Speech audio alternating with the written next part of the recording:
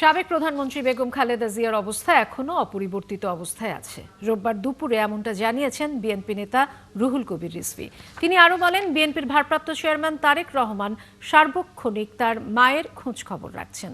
উপযুক্ত সময়ে তিনি দেশে ফিরবেন। দলের প্রধান অসুস্থ থাকায় বিজয় দিবসের কর্মসূচি স্থগিত করেছে বিএনপি। আরও জানাচ্ছেন মাহিলা ইসলাম।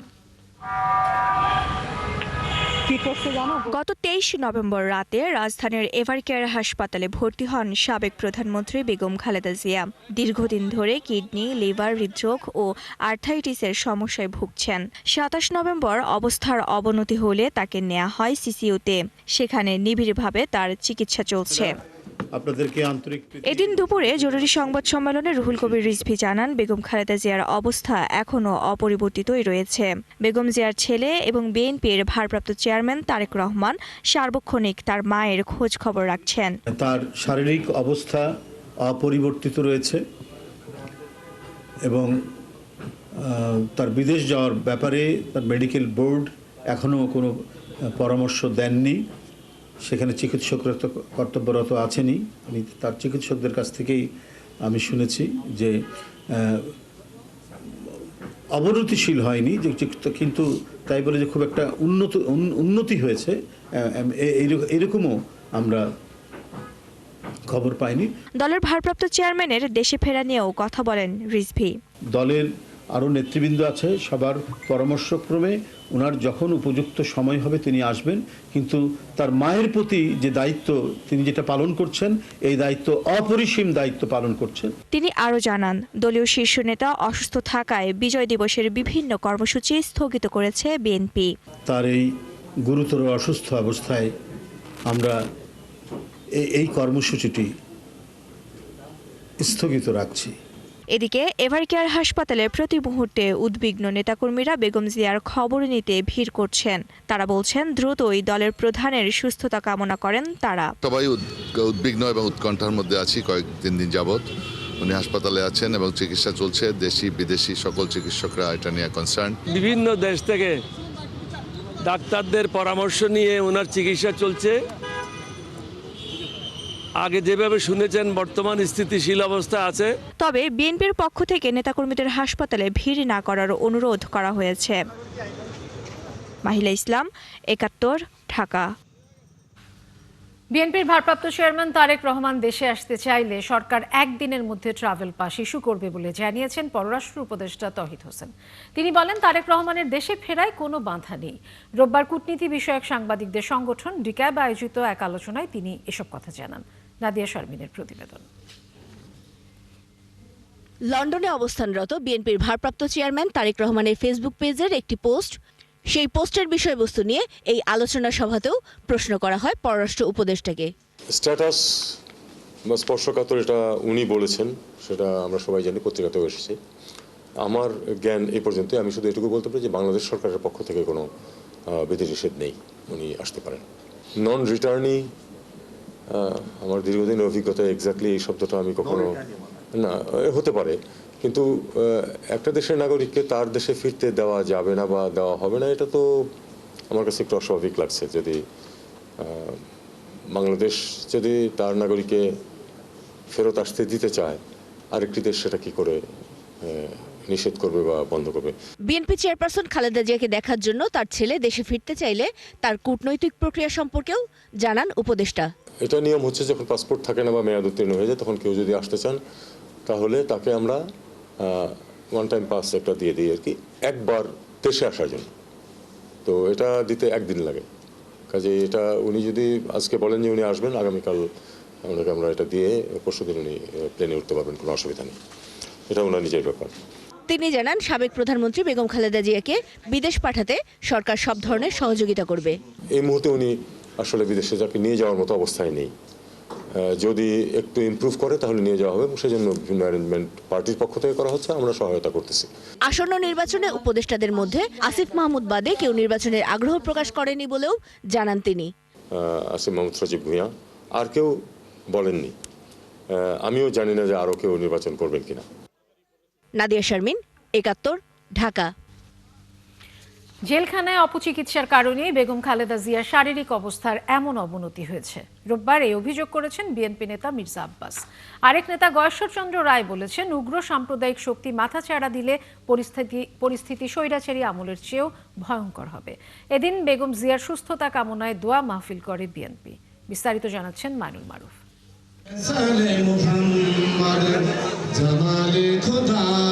পল্টনের সাবেক প্রধানমন্ত্রী বেগম খালেদা জিয়ার সুস্থতা কামনায় বিশেষ দোয়া মাহফিল আয়োজন করে ঢাকা মহানগর দক্ষিণ বিএনপি। এতে অংশ নিয়ে দলীয় নেতাকর্মীরা দ্রুত বেগম জিয়ার আরোগ্য কামনা করেন। এখানে বিএনপির নেতা মির্জা আব্বাস অভিযোগ করেন, স্বৈরাচারী আমলে জেলখানায় অপচিকিৎসা দেওয়া হয়েছে বেগম জিয়াকে। জেলখানায় থাকা অবস্থায় অপচিকিৎসা দেওয়া হয়েছে, ফলে আমার নেত্রী আজকে অসুস্থ হয়ে পড়েছে। তিনি আরো বলেন, দেশ যখন গণতন্ত্রের পথে এগোতে শুরু করেছে তখনই একটি গোষ্ঠী ষড়যন্ত্র করছে। 17 বছর পর আবার যখন আমরা গণতন্ত্রের স্বাদ পেতে শুরু করেছি, ওই সময় আরো অন্য একটি রাজনৈতিক দল বিএনপির বিরুদ্ধে তথা দেশের বিরুদ্ধে চক্রান্তে নেমেছে। তারা দেশি বিদেশি মদতপুষ্ট হয়ে এই দেশের মানুষকে একটি অনিশ্চিত ভবিষ্যতের দিকে ঠেলে দেওয়ার চেষ্টা করছে। তারা ধর্মীয়ভাবে দেশের মানুষকে বিভ্রান্ত করার চেষ্টা করছে। দোয়া মাহফিলে আরেক নেতা গয়েশ্বরচন্দ্র রায় উগ্র সাম্প্রদায়িক শক্তির উত্থান নিয়ে সতর্ক করেন। ফ্যাসিবাদের অত্যাচার নির্যাতনের কাহিনী আমরা বুঝছি, কিন্তু উগ্র সাম্প্রদায়িক শক্তি যদি মাথা চড়া দেয়, তাহলে আগামী দিন বাংলাদেশে বুঝতে পারবেন ফ্যাসিবাদের চেয়ে ভয়ঙ্কর এবং ভয়াবহ হলো এই সাম্প্রদায়িক শক্তি। এই গোষ্ঠীর হাত থেকে দেশকে রক্ষা করতে গণতন্ত্রের বিকল্প নেই বলেও মনে করেন তিনি। সুষ্ঠু অবাধ নির্বাচন যদি এই দেশে অনুষ্ঠিত হয়, এদের অবস্থান হবে মানুষের হাঁটুর নিচে। মাইনুল মারুফ, ৭১, ঢাকা। বাংলাদেশের সাবেক প্রধানমন্ত্রী বেগম খালেদা জিয়ার অবস্থা অত্যন্ত সংকটাপন্ন। অসুস্থ অবস্থায় হাসপাতালে ভর্তি রয়েছেন এমন খবর গুরুত্ব দিয়ে প্রকাশ করেছে বিভিন্ন আন্তর্জাতিক গণমাধ্যমগুলো। কাতার ভিত্তিক সংবাদ মাধ্যম আল জাজিরা, ভারতীয় সংবাদ মাধ্যম এনডিটিভি, ইন্ডিয়া টুডে, পাকিস্তানের সংবাদ মাধ্যম জি নিউজ, মধ্যপ্রাচ্য ভিত্তিক সংবাদ মাধ্যম গালফ নিউজ সহ বিভিন্ন সংবাদ মাধ্যম খালেদা জিয়ার অসুস্থতার খবর প্রকাশ করেছে। বিস্তারিত শারমিন স্বপ্নের প্রতিবেদনে। কাতার ভিত্তিক গণমাধ্যম আল জাজিরা বাংলাদেশের খালেদা জিয়ার অবস্থা অত্যন্ত সংকটজনক, হাসপাতালে ভর্তি শিরোনামে জানায়, বাংলাদেশের সাবেক প্রধানমন্ত্রী খালেদা জিয়াকে অত্যন্ত সংকটজনক অবস্থায় হাসপাতালে ভর্তি করা হয়েছে। এছাড়া খালেদা জিয়ার ব্যক্তিগত চিকিৎসক ডাক্তার AZM জাহিদ হোসেনের বরাতে গণমাধ্যমটি জানায়, ৮০ বছর বয়সী এই রাজনীতিবিদ নিবিড় পরিচর্যা কেন্দ্রে আছেন। পাকিস্তানের জনপ্রিয় গণমাধ্যম ডন বাংলাদেশের সাবেক প্রধানমন্ত্রী খালেদা জিয়ার অবস্থা অত্যন্ত সংকটাপন্ন শিরোনামে সংবাদে জানিয়েছে, ৩ বার প্রধানমন্ত্রী হিসেবে দায়িত্ব পালন করা খালেদা জিয়াকে শেখ হাসিনার সরকার দুর্নীতির অভিযোগে কারাদণ্ড ও চিকিৎসার জন্য বিদেশ ভ্রমণে নিষেধাজ্ঞা জারি করেছিল। হাসিনার ক্ষমতাচ্যুতির পরপরই গত বছর তাকে মুক্তি দেওয়া হয়। পাকিস্তানের জিও নিউজ শিরোনামে জানায়, বাংলাদেশের প্রাক্তন প্রধানমন্ত্রী খালেদা জিয়ার অবস্থা অত্যন্ত সংকটজনক। 23শে নভেম্বর ফুসফুসের সংক্রমণের লক্ষণ নিয়ে ৮০ বছর বয়সী খালেদা জিয়াকে হাসপাতালে ভর্তি করা হয়। ইন্ডিয়া টুডে জানায়, বাংলাদেশের প্রাক্তন প্রধানমন্ত্রী এবং বিএনপি চেয়ারপারসন খালেদা জিয়াকে হাসপাতালের সিসিইউতে ভর্তি করা হয়েছে। তার অবস্থা অত্যন্ত সংকটাপন্ন বলেও জানায় গণমাধ্যমটি।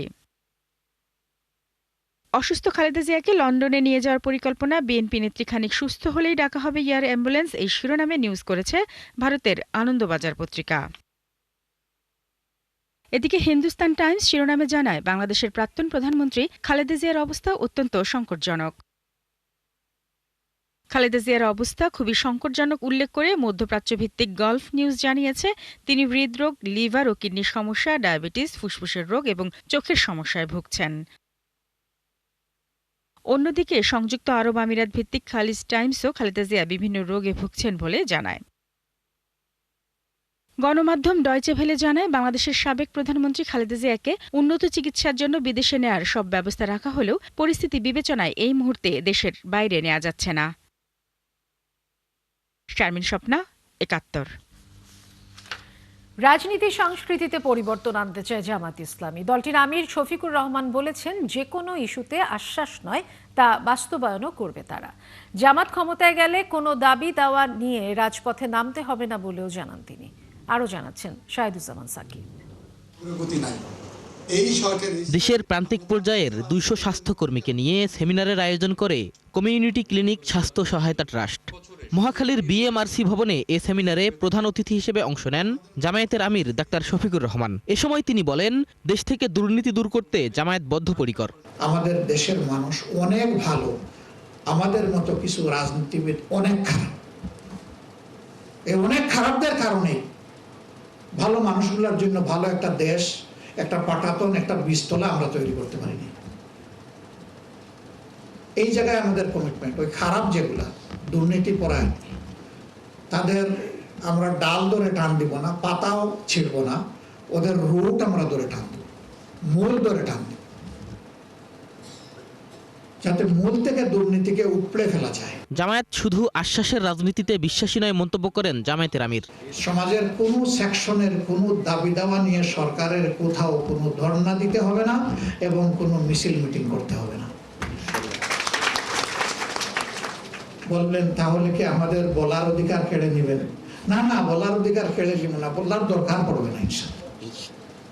সরকারের দায়িত্ব হচ্ছে যারা যে জনগণ আমাকে এই দায়িত্ব দিবে, আপনাকে এই দায়িত্ব দিবে, আপনার দায়িত্ব হচ্ছে সেই জনগণের অধিকার তার ঘরে তার হাতে পৌঁছে দেওয়া।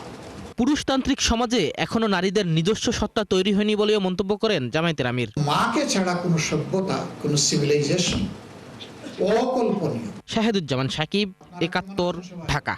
জুলাই মানবতা বিরোধী অপরাধে শেখ হাসিনার রায় নিয়ে মন্তব্য করায় বিএনপি নেতা ফজলুর রহমানকে তলব করেছে আন্তর্জাতিক অপরাধ ট্রাইব্যুনাল। রোববার ট্রাইব্যুনাল ১ এ আদেশ দেন। এদিকে অভিযোগ গঠন রিভিউ চেয়ে করা জাসদ নেতা হাসানুল হক ইনুর আবেদনও খারিজ করা হয়েছে। আর সাংবাদিক শাহরিয়ার কবিরকে শাপলা চত্বরে হেফাজত কর্মীদের হত্যা মামলায় গ্রেপ্তার দেখিয়েছে ট্রাইব্যুনাল। আরও জানাচ্ছেন সৈকত সাদিক। ২৪ জুলাই আন্দোলনে ক্ষমতাচ্যুত প্রধানমন্ত্রী শেখ হাসিনার বিচারের রায় নিয়ে টকশোতে পর্যালোচনা করেন বিএনপি নেতা ও বীর মুক্তিযোদ্ধা ফজলুর রহমান। তার কিছু মন্তব্য বিচারের প্রতি অবমাননা বলে মনে করছে প্রসিকিউশন। তাদের করা আবেদনে ফজলুর রহমানকে ৮ ডিসেম্বর ট্রাইব্যুনাল তলব করেছেন। আমরা দুটো ইস্যুতে তার বিরুদ্ধে আদালত অবমাননার আবেদন করেছি। এক হচ্ছে উনি বলেছেন এই আদালত আমি মানি না এবং এটার প্রকাশভঙ্গি যথেষ্ট, আদালত অবমাননার জন্য যথেষ্ট বলে আমরা মনে করছি। দ্বিতীয় হচ্ছে যে উনি বোঝাতে চেয়েছেন যে একটা ইন্টারনাল অ্যারেঞ্জমেন্টের মাধ্যমে এই প্রসিডিংটা চলছে। অনারেবল ট্রাইব্যুনাল আমাদের আবেদন মঞ্জুর করেছেন এবং কেন আদালত অবমাননার ব্যবস্থার জন্য তার বিরুদ্ধে ব্যবস্থা গৃহীত হবে না এই জন্য রুল ইস্যু করেছেন এবং তাকে আগামী ৮ ডিসেম্বর সশরীরে হাজির হওয়ার নির্দেশ দিয়েছেন। আওয়ামী লীগের নেতৃত্বাধীন ১৪ দলের অন্যতম শরিক জাসদ সভাপতি হাসানুল হক ইনু জুলাই মানবতা বিরোধী অপরাধের মামলায় বিচারের মুখোমুখি। তার বিরুদ্ধে অভিযোগ গঠন নিয়ে রিভিউ চাইলেও তা খারিজ করা হয়েছে।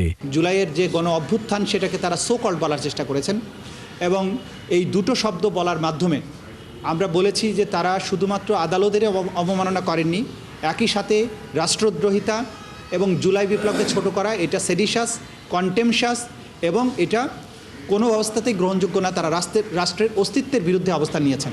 সাংবাদিকদের প্রশ্নের জবাবে চিফ প্রসিকিউটর আরও জানান, চলতি সপ্তাহে গুরুত্বপূর্ণ কিছু মামলার তদন্ত প্রতিবেদন জমা পড়বে। তদন্ত রিপোর্ট এবং ফর্মাল চার্জ দাখিল হবে বলে আমরা আশা করছি। সুতরাং ব্যক্তিগতভাবে যে সমস্ত যারা টপ কমান্ডার ছিলেন তাদের মামলাগুলো যেগুলো তদন্ত শেষ হয়েছে এই সপ্তাহে আমরা আশা করছি কয়েকটি তদন্ত রিপোর্ট এবং ফর্মাল চার্জ আদালতে দাখিল হবে। ট্রাইব্যুনাল ১-এ চাংখারপুলের মামলায় আসামি পক্ষের সাফাই সাক্ষ্য গ্রহণের জন্য ৮ ডিসেম্বর দিন ধার্য হয়েছে। আর শাপলা চত্বরের মামলায় গ্রেপ্তার দেখানো হয়েছে ঘাতক দালাল নির্মূল কমিটির সভাপতি শাহরিয়ার কবিরকে। সৈকত সাদিক, ৭১, ঢাকা। শিক্ষা ক্যাডারের ২৬ থেকে ৩১ ব্যাচ পর্যন্ত কর্মকর্তারা সহকারী অধ্যাপক থেকে সহযোগী অধ্যাপক হিসেবে পদোন্নতির দাবিতে অবস্থান কর্মসূচি পালন করেছেন। রোববার শিক্ষা ভবনে তারা এই কর্মসূচি পালন করেন। একই স্থানে সরকারি মাধ্যমিক স্কুলের সহকারী শিক্ষকরা ১০ম থেকে ৯ম গ্রেডের দাবিতে অবস্থান কর্মসূচি পালন করেছেন। আর প্রেস ক্লাবের সামনে আন্দোলন অব্যাহত রেখে প্রতিবন্ধী স্কুলের শিক্ষকরা চাচ্ছেন এমপিও ভুক্তি। মামুন হোসেনের প্রতিবেদন। রবিবার শিক্ষা ভবনের সামনে অবস্থান কর্মসূচি পালন করেন সরকারি মাধ্যমিক বিদ্যালয়ের সহকারী শিক্ষকরা।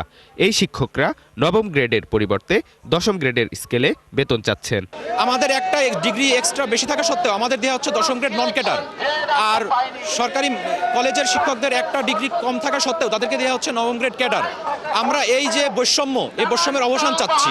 সুশিক্ষিত জাতি গড়ানোর জন্য সরকারি মাধ্যমিককে এন্ট্রি ফর 9ম গ্রেড করতে হবে। নো ওয়ার্ক যে ক্যাম্পেইন, আমরা বিদ্যালয়ে থাকবো কিন্তু আমাদের যে ওয়ার্ক আমরা কোনো ধরনের কাজ করব না। আমরাও চাই না যে আমাদের বাচ্চাদের পরীক্ষাকে জিম্মি করে আমরা এই আন্দোলনটা চালিয়ে যাই। 2016 থেকে 20 সালে বিসিএস সাধারণ শিক্ষা ক্যাডারের কর্মকর্তারা সহযোগী অধ্যাপক পদে পদোন্নতির জন্য যোগ্য হয়েছেন, কিন্তু পদোন্নতি না পাওয়ায় 26 থেকে 31 ব্যাচের কর্মকর্তারা এবার আন্দোলন শুরু করেছেন। কোন এক অদৃশ্য শক্তির বলে আমরা এরকম 12 বছর 13 বছর, অনেক আছে 10 বছর 8 বছর একই পদে অবস্থান করেছি। সকল ক্যাডারের মতো আমরাও প্রতিযোগিতামূলক পরীক্ষার মাধ্যমে আমরা বিসিএস শিক্ষা ক্যাডারে আমরা প্রবেশ করেছি, কিন্তু অত্যন্ত দুঃখের সাথে বলতে হয় যে আমরা সঠিক সময়ে পদোন্নতি পাই না। কর্তৃপক্ষ আমাদের এই ব্যাকলগ দূর করে আমাদের নিয়মিত পদোন্নতিটা বহাল রাখুন। এদিকে জাতীয় প্রেস ক্লাবের সামনে 36 দিন ধরে ধারাবাহিক আন্দোলনে আছেন প্রতিবন্ধী স্কুলের শিক্ষকরা। তারা চাচ্ছেন এমপিও ভুক্তি। আজকে আমরা 36 দিন ধরে আন্দোলনে অবস্থানরত। আমরা বিভিন্ন সময় বিভিন্নভাবে আমরা মিছিল করে যাচ্ছি, শান্তিপূর্ণভাবে অবস্থান করে যাচ্ছি। আমাদের এই কান্না, এই ব্যথা এই প্রতিবন্ধী সংস্থা, এই সমাজ কল্যাণ মন্ত্রণালয় কর্ণপাত করছে না। দাবি আদায়ে যমুনা অভিমুখে পদযাত্রার ঘোষণা দিয়েছেন এই আন্দোলনকারীরা। আগামীকালের মধ্যে আমাদের বিদ্যালয়গুলোর স্বীকৃতি এবং এমপিওর চূড়ান্ত ফয়সালা আদায় করব। মামুন হুসাইন, 71, ঢাকা। বেগম খালেদা জিয়ার শারীরিক অবস্থার খোঁজ নিতে একটি প্রতিনিধি দল পাঠিয়েছেন রাষ্ট্রপতি মোহাম্মদ শাহাবুদ্দিন। রাত 8টার পর বেগম জিয়ার স্বাস্থ্যের খোঁজ নিতে 2 সদস্যের প্রতিনিধি দল এভারকেয়ার হাসপাতালে যান। এ সময় রাষ্ট্রপতির এপিএস জানান তিনি সুস্থ হয়ে গণতন্ত্র উত্তরণে নেতৃত্ব দেবেন এমন প্রত্যাশা রাষ্ট্রপতির। 80 বছর বয়সী বেগম খালেদা জিয়া দীর্ঘদিন ধরে হৃদরোগ, diabetes, arthritis, liver cirrhosis, kidney জটিলতা সহ নানা শারীরিক জটিলতায় ভুগছেন। ঢাকা রিপোর্টার্স ইউনিটির নির্বাচনে সভাপতি নির্বাচিত হয়েছেন আবু সালে আকুন, আর সাধারণ সম্পাদক নির্বাচিত হয়েছেন মাইনুল হাসান সোহেল। তারা দুজন আগের কমিটিতেও একই পদে নির্বাচিত হয়েছিলেন। এছাড়া সাংগঠনিক সম্পাদক নির্বাচিত হয়েছেন এম জসিম। রোববার সন্ধ্যায় ডিআরইউ প্রাঙ্গণে নির্বাচন কমিশনের চেয়ারম্যান এম এ আজিজ ফলাফল ঘোষণা করেন। তিনি জানান মোট 1755 ভোটারের মধ্যে 1444 জন ভোট দিয়েছেন। এর আগে সকাল 9টায় ভোট গ্রহণ শুরু হয়, শেষ হয় বিকেল 5টায়। বিদেশে দক্ষ শ্রমিক পাঠানো গেলে 10 গুণ বেশি প্রবাসী আয় আসত, তাই অদক্ষ কর্মীদের না পাঠানোর আহ্বান জানিয়েছেন শ্রম ও কর্মসংস্থান সচিব। চাকরিবিহীন প্রবৃদ্ধি নিয়ে র্যাপিড আয়োজিত সেমিনারে তত্ত্বাবধায়ক সরকারের সাবেক উপদেষ্টা ডক্টর হোসেন জিল্লুর রহমান বলেন, বিগত দিনে ভুল প্রবৃদ্ধির ফাঁদে আটকা পড়েছিল দেশ। এছাড়া অতিমাত্রায় প্রাতিষ্ঠানিক দুর্নীতি শ্রমবাজারকে সংকটে ফেলে দিয়েছে। রাকিব আল জাবেদের রিপোর্ট। দেশে কাগজে কলমে শিল্পায়ন ও প্রবৃদ্ধির চাকা সচল থাকলেও পাল্লা দিয়ে বাড়ছে না কর্মসংস্থান। উল্টো প্রতিনিয়তই কমছে কর্মে নিয়োজিত মানুষের সংখ্যা, যার বড় একটা অংশ নারী ও শিক্ষিত। গবেষণা সংস্থা র্যাপিডের এই সেমিনারেও ঘুরে ফিরে এলো এমন চিত্র। সংস্থার চেয়ারম্যান ডক্টর আব্দুর রাজ্জাক বলেন, গেল কয়েক বছরে প্রবৃদ্ধি ভালো হলেও তার প্রভাব পড়েনি চাকরির বাজারে। উল্টো কর্মনিয়োজিত জনগোষ্ঠীর সংখ্যা কমেছে বছর ব্যবধানে 17 লাখেরও বেশি। ফলে দিন শেষে বাড়ছে বেকারত্ব, যেজন্য সরকারের ভুল পরিকল্পনাকে দায়ী করেন বক্তারা। এমপ্লয়মেন্ট তৈরি করার জন্য এখন সময় এসেছে। এমপ্লয়মেন্ট সেন্টার মানে চাকরি তৈরি হবে এইরকম জিনিসকে কেন্দ্র করে আমাদের সব পলিসিগুলোকে সাজাতে হবে। গত 10 বছরে ম্যানুফ্যাকচারিং গ্রোথ হয়েছে 10%-এর উপরে প্রত্যেক বছর, কিন্তু ম্যানুফ্যাকচারিং এ এমপ্লয়মেন্ট ফল করেছে প্রায় 15 লাখের মতো। At this particular moment we have in our labor force over 10% of people who are graduate, যেটা আজ থেকে 20 বছর আগে ছিল মাত্র less than 4%. So this is a fundamental shift. Data আসতেছিল বারে যে উইমেন এমপ্লয়মেন্ট ডিক্লাইন করতেছে, যেটা এখানেও এসেছে। এর কারণটা কি? নিউ এমপ্লয়মেন্ট অপরচুনিটি তৈরি করার আগে তো ওটা খোঁজা দরকার, কেন এটা ডিক্লাইন করতেছে। আরেকটি হচ্ছে যে যেটা আজকে এসেছে খুব ডেঞ্জারাস, যে এমপ্লয়মেন্ট আপনার পার্টিসিপেশন রেটও কমতেছে। এ সময় শ্রম সচিব জানান, কেবল দক্ষ শ্রমিক বিদেশে পাঠানো গেলে প্রবাসী আয় বাড়বে অন্তত 10 গুণ। আর অর্থনীতিবিদ হোসেন জিল্লুর রহমান সমালোচনা করেন বিগত সরকারের ভুল নীতি ও প্রাতিষ্ঠানিক দুর্নীতির। রেমিটেন্স কিন্তু 10 গুণ বেড়ে যেতে পারত। আমরা কেন আনস্কিল্ড লোকজনদেরকে এখনো দেশের বাইরে পাঠাচ্ছি? সেমি স্কিলদেরকে কেন এখনো পাঠাচ্ছি? গভর্নমেন্ট ড্রাস্টিক্যালি আইন করে নিষেধ করে দেওয়া উচিত যে কোনো আনস্কিল লোকজন দেশের বাইরে আমি এক্সপোর্ট করব না। 2016 to 2022, basically a new type of corrupt governance became institutionalized, যার ফলশ্রুতিতে employment elasticity and poverty elasticity of growth went down on the other side, went down. সেমিনারে কর্মসংস্থান নিশ্চিতে সব ধরনের সহায়তা অব্যাহত রাখার কথা জানান আইএলও প্রতিনিধিরা। রাকিব আল জাবেদ, ৭১, ঢাকা। খেলার খবর, বিপিএল এর নিলাম জমজমাট। ১,১০,০০,০০০ টাকায় নাইম শেখকে কিনে নিয়েছে চট্টগ্রাম রয়্যালস। এছাড়া বাংলাদেশ টি-20 দলের ক্যাপ্টেন লিটন দাসকে ৭০ লাখ টাকায় দলে ভিড়িয়েছে রংপুর রাইডার্স। তরুণ ব্যাটার হাবিবুর রহমান সোহানকে ৫০ লাখ টাকায় নিয়েছে নোয়াখালী এক্সপ্রেস। কোটা পূরণ করতেই হবে, তাই জাকের আলী অনিক ও মহিদুল অঙ্কনকে ভিত্তি মূল্য ৩৫ লাখ টাকায় কিনতে হয়েছে নবাগত নোয়াখালীকে। তাওহিদ হৃদয়কে ৯২ লাখে দলে নিয়েছে রংপুর রাইডার্স। শামীম হোসেনকে ৫৬ লাখে নিয়েছে ঢাকা ক্যাপিটালস। ৩৫ লাখে ওপেনার পারভেজ হোসেন গিয়েছেন সিলেট টাইটান্সে। সাইফুদ্দিনকে ৬৮ লাখ টাকায় নিয়েছে ঢাকা ক্যাপিটালস। শুরুতে অবিকৃত থাকলেও পরবর্তীতে ভিত্তিমূল্য ৩৫ লাখ টাকায় রংপুর রাইডার্সে গেছেন মাহমুদুল্লাহ রিয়াদ। একই দামে রাজশাহী রয়্যালস দলে ভিড়িয়েছে মুশফিকুর রহিমকে। দল পেয়েছে টেস্টের আরও নিয়মিত মুখ মোমিনুল হকও।